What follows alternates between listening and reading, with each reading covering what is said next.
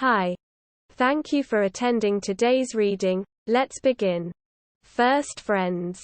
Then he wanted to kill me. And then 25 years later. Matt moved from New Jersey, where he lived with his single mother, to Portland to live with his grandparents when he was in 8th grade. It was 1995. All the cool kids were into punk rock and skateboarding. And Matt was definitely a cool kid, tall, fit, and he had a unique East Coast accent, which only added to his popularity. I, too, was in 8th grade and met Matt in history class. We had quite a bit in common, in addition to our love of music, skateboarding, and smoking pot. We were curiously further along the puberty road than most of our classmates and had similar taste in girls. Matt and I became very quick friends, often meeting up to skate in church parking lots, hanging out on the weekends, and kicking it together during breaks at school. He made a few other friends I wasn't familiar with, and I had another set of friends he wasn't too close with. But everyone got along fine. Sometime in the middle of our 8th grade year, Matt started dating Kelly, a fellow 8th grader who was pretty cute and came from an arguably rich family. One might refer to Kelly as a typical preppy. She wore name brand clothes, always did her makeup, and was, for all intents and purposes, quite normal. Kelly's friend group did not associate with any of Matt's or my friends, so we were all a bit surprised to learn they were dating. But hey, to each their own. A few months into their relationship, Matt began telling all of his friends, myself included, that he and Kelly were having sex. Mind you, we were 8th graders. Sex was fun to talk about, but none of us thought it'd be happening anytime soon. When Kelly's friends confirmed this news, it's fair to say Matt became somewhat of an idol for many of us. It was around this time we began to notice Kelly changing things about herself. Prior to a concert one Friday night, I was shocked when she smoked a bowl with Matt and me. And she also began to adapt the way she dressed and did her makeup. In less than a year, she went from Kelly Kapowski to Kelly Osbourne. Matt wasn't the type who ditched his friends because he had a girlfriend. Rather, he invited her to tag along with us often. And because of this, she developed friendships with most of Matt's friends, including me. We weren't close and only saw each other when Matt was around. But we all got along well.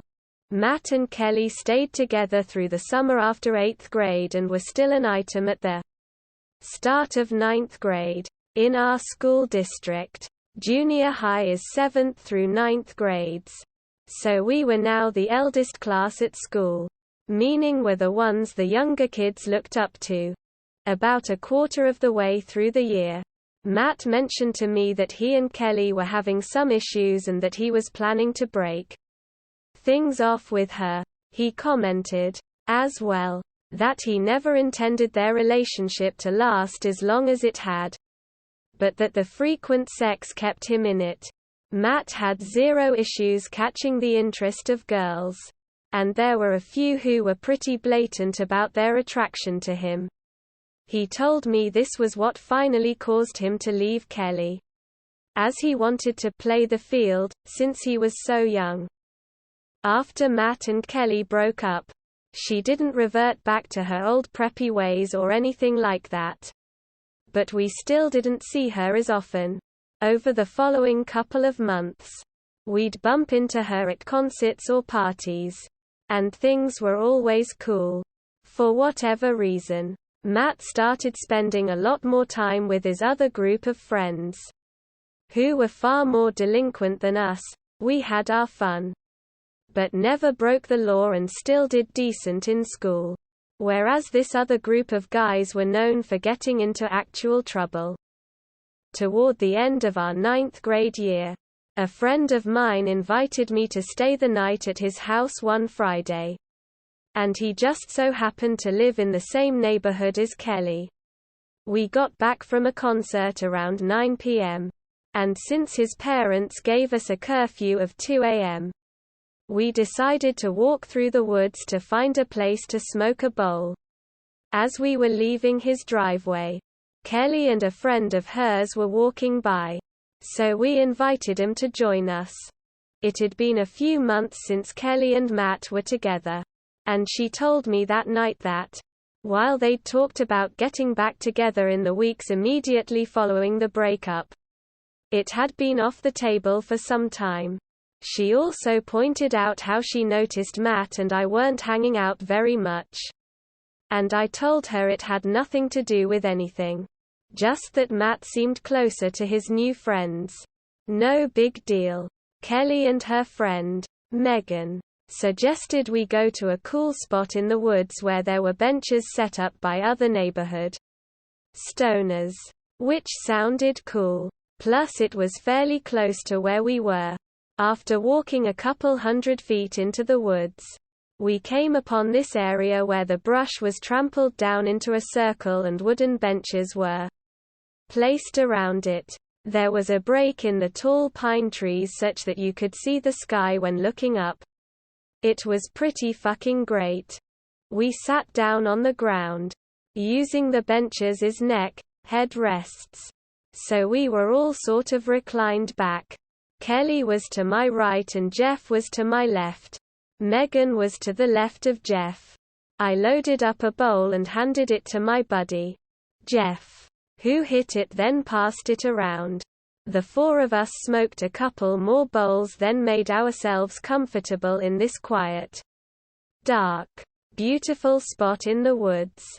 We were all chatting, voices low, like teenagers do when I felt something on my leg. So I reacted by reaching down to feel what it was. Kelly had gently rested her hand just above my knee.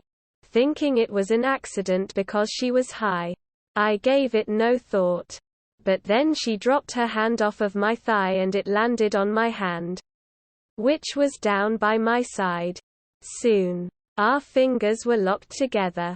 And my head was spinning. This is the girl who I know has sex. Fuck. I'm high. What the hell do I do with this now? What are Jeff and Megan up to? Holy shit. Where is she moving my hand now? Before I knew it, my right hand was holding one of Kelly's boobs. She had helped me navigate it under the top of her shirt. As you might imagine, the positioning was awkward, but the combo of being high on both weed and adrenaline made it feel perfect. This went on for what felt like hours, but in reality was probably 5 or so minutes. It was dark enough that Jeff and Megan didn't see anything. Plus we kept talking like normal. Eventually, Megan sat up, so I moved my hand to Kelly's shoulder. Megan then commented, "You guys sure are sitting close to each other over there. Hey Kelly, are you gonna tell him what you were telling me earlier?" Quote. We all sat up and prepped for a fun conversation. Kelly chuckled and unashamedly admitted that just prior to running into us, she was talking about how she'd had a crush on me since before she started dating Matt. But never said anything because of how different our friend groups were. I told her this surprised me and that I would never have thought someone like her would like someone like me. She asked how I felt about it. And I told her I thought it was really cool. The whole thing felt like an 80s high school movie. At this point, Megan started heavily flirting with Jeff, which he was halfway into. Either way, Megan challenged Kelly to kiss me. And I was down. So the next thing I know, we're swapping spit. Now that we're sitting up, it was pretty easy to see what was going on. So I played it cool. But Kelly wasn't having that.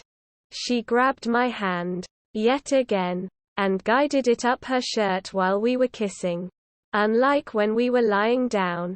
This time, She pulled up her bra up so that I could fondle her nipples. Jeff and Megan started making out at this point. And I'm really not sure what all they did. But I was in stoner heaven, high as fuck. Kissing this hot chick. Hand on tit. A ninth grader's paradise. That was all that happened out there. And after another hour or so, we decided it was time to head home. We walked the girls to Kelly's house before making our way back to Jeff's. I recall Jeff asking if this meant Kelly and I were dating. And me saying I don't really know. We'd have to figure it out later.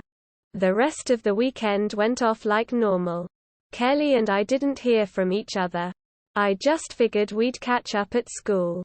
That Monday, as I was getting off the bus, one of Matt's friends who I was cool with but not super close to, Eric, ran up to me and said to be careful. Everyone knows what happened on Friday and Matt is raging. There was no way, in my mind, my buddy Matt would even care that I made out with a girl he hadn't been with in months. Especially since he was already seeing someone else. I figured I'd approach him when I saw him and explain the whole story. That didn't happen.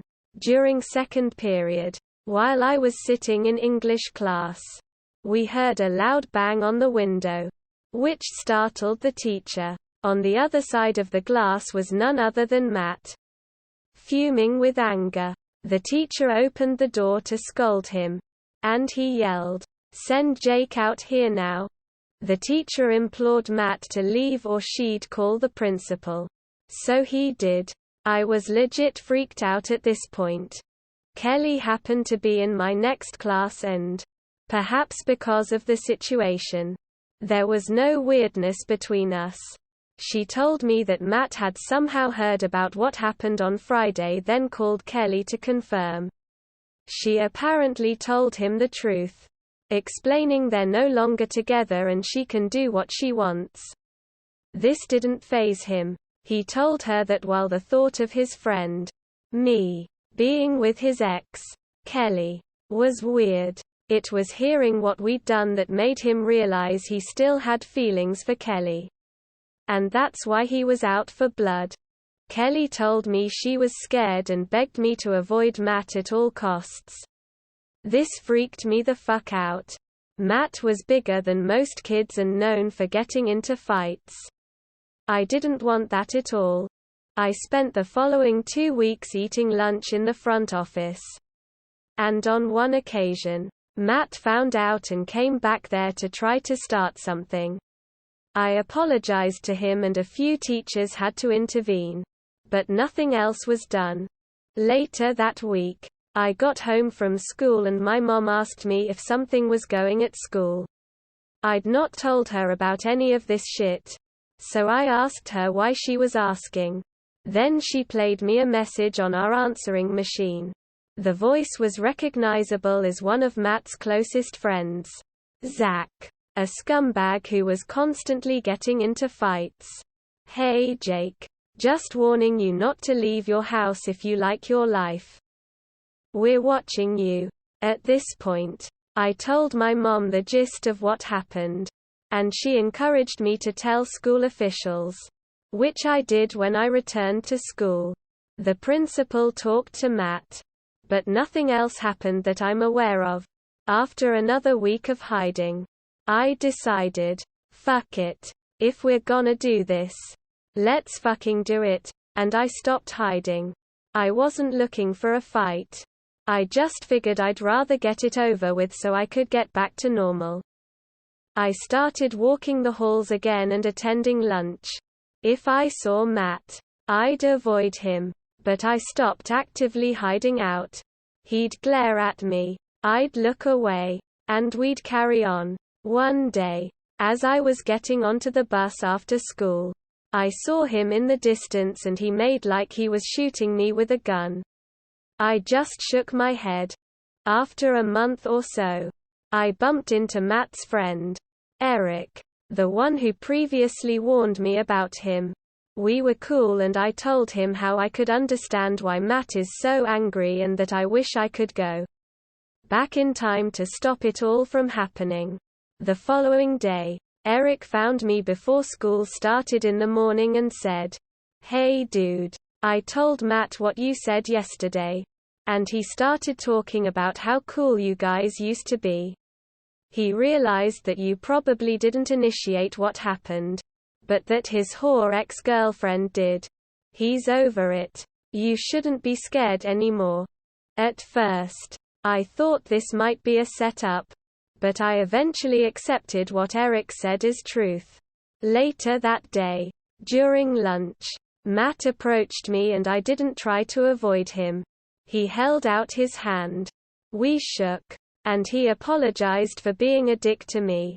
I told him that I had no intentions of messing around with Kelly that night, and that we'd already nixed the idea of dating, but that he shouldn't be mad at her because it takes two to tango.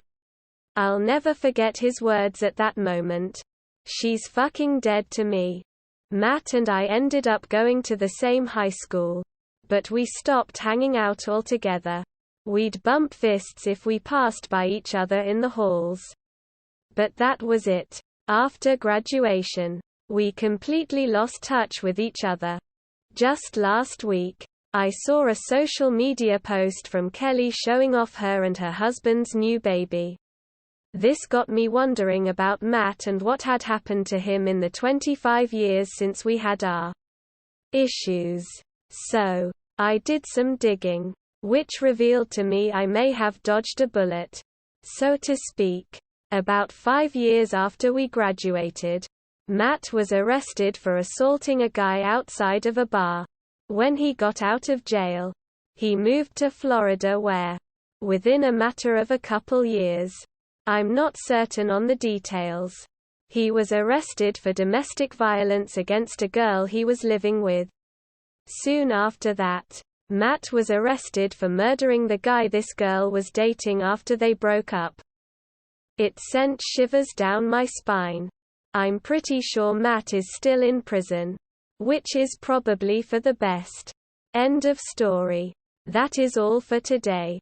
If you want to support my automated channel, feel free to drop a like and subscribe. See you tomorrow.